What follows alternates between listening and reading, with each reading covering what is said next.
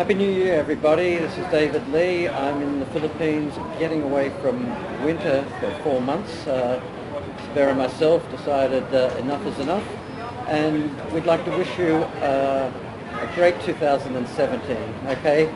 The celebrity death count goes back to 0, but is that the most important thing in our lives? Yes, they've influenced us, but the most important things in our lives is ourselves, what we're doing in the world. And when I'm here in the Philippines, Sabera's got her family here, some young children that she's bringing up, so I'm with them and talking to them and trying to impart what I know, because like everything, we are outsiders, and when we go into a different environment, we're seeing the world completely different to what local people are seeing, because that is their environment, that's what they're used to.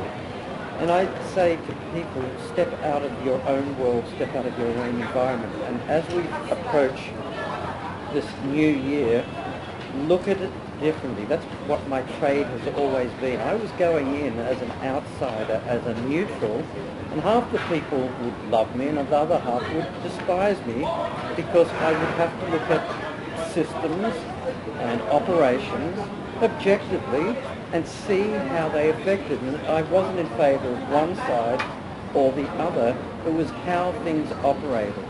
And when I'm talking to these young kids, I see things that they just cannot see. I try to point out what they're watching on the TV, why they're watching it, how does it help them. When was the last time they read a book?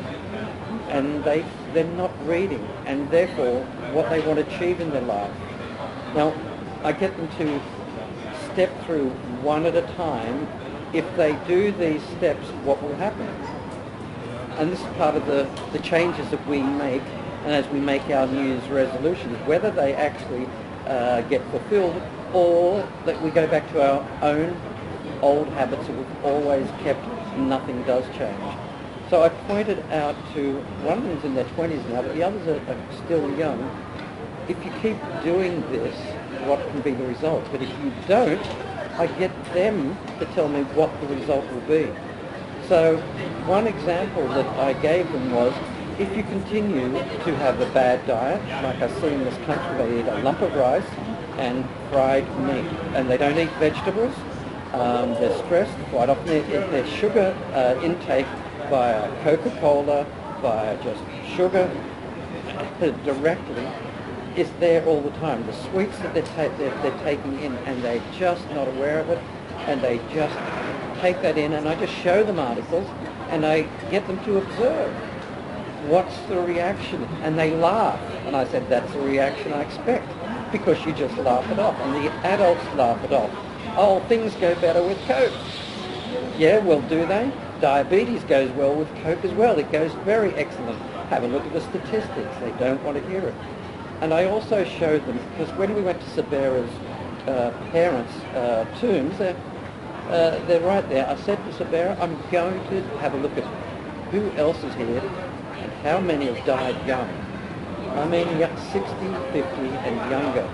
And I just took quite a few snaps of the ones that I saw there, and that's a whole life story. Each one as young as 19 years of age, 26, 35, I remember them, early 40s, late 40s, 50s.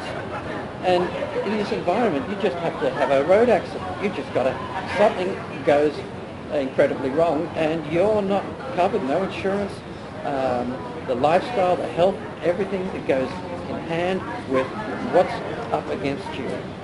And these are the things that if I can share with them, and it's difficult when you say to them, I said, we step back and we go into, no, we get out of the goldfish bowl that we're living into. If you want to change in 2017, kids, get out of the goldfish bowl and take a look and observe and ask why everybody else is doing what they're doing. The world is completely inverted these days. What looks to be good is bad. It is the total opposite of what we're seeing. And the question is, where are you taking in your information from?